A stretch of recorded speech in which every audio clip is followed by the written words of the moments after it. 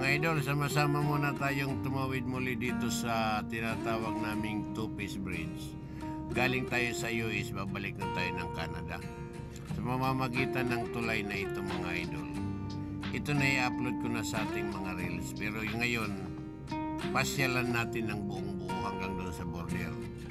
Ito siya yung nagdugtong ng US at Canada.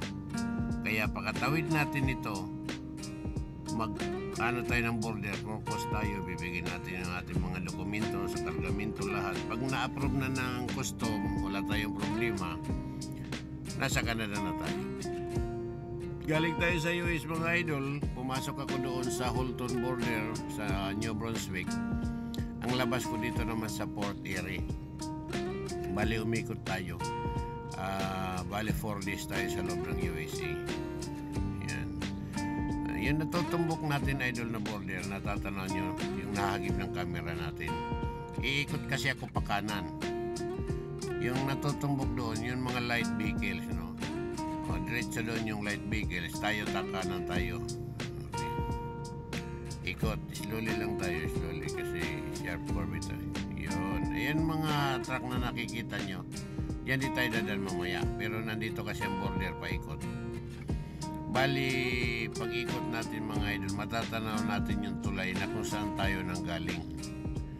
Ayan o, nakikita nyo. Yan yung bumababa na truck na yun. May karga na yung backhoe. Yung may umakyat na truck. Ito yung tulay na nasa kanan natin. Diyan tayo nanggaling. Bali, umikot lang tayo pabalik. Umilalim tayo sa kakaliwa tayo dyan. Nandyan ang border. Nandito. Slowly lang tayo kasi magalit naman si Sir. Ito lupa na ito ng Canada, pero hindi pa tayo nakakapasok kasi nga may border pang tinatawag. Iyan mga idol, pag marami yung truck, pila tayo dito. Swerte natin walang truck. O stop muna tayo bago tumuloy doon kay Sir. O kaya banti tayo. Ibibigay mo rito yung iyong working permit, passport, tapos yung dokumento mo.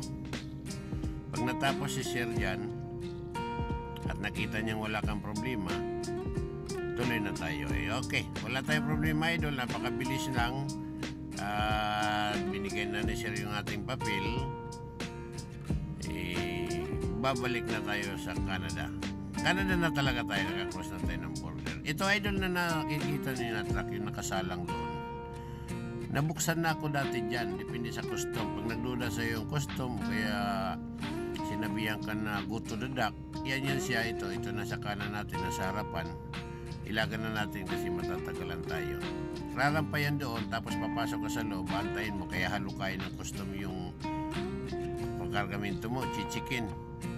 Hirap nga idol, pati yung sa loob ng truck mo, chichikin nila yun. Sabagay, wala naman tayong mga illegal dyan. Okay lang yun. Diretso naman tayo mga idol. Para itong aking kargamento, ayon sa advice ng ating dispatcher, i-deliver ko pa ito bukas. Maaga pa tayong titigil ngayon idol. Mayroon pa akong 5 oras na matitira pagdating doon sa customer. Ang masama, alas 9 pa ng umaga yung ating unloading. Waiting na naman, patay na naman ang ating miles dyan, ano? Pero wala man tayong magagawa kasi yun ang nakadispatch sa atin. Ito idol, meron pa tayo ditong gate na lalabasan, may tollgate pa kumbaga. Ayan o, tingnan nyo. Ayan. Pero walang kabayan, di naman tayo magbabayad dyan. Meron tayong ipas nakadikit sa ating windshield. Busang bubukas lang yan.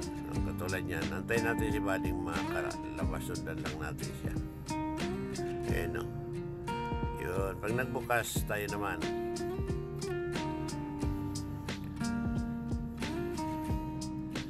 ayan, tingnan nyo lang oh. Babating ka pa ng good afternoon. Yun. Green light siya, sabay bubuksan niya yan. Okay. Diretso na tayo mga idol. Sa kanan natin, nakita nyo yung Welcome Ontario. Ontario na ito na lugar. Exit muna tayo rito idol at magdi-diesel tayo. Okay, kakaliwa na tayo sa ating dieselan. Okay, kaliwa.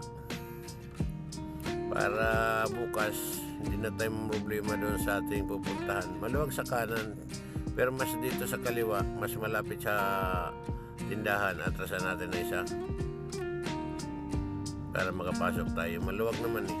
Kaya lang yung iba dyan mga idol, hindi umaabante, walang driver. Katulad ito. Ito. Walang driver, hindi umaabante. Bakante yan dyan sa harapan niya eh. Maluwag. Kasi itong mga ibang lahi, hindi na natin babanggitin. Minsan wala sila pakialam dyan, iniwanan yung mga truck kahit sa mga gasolinahan. Okay.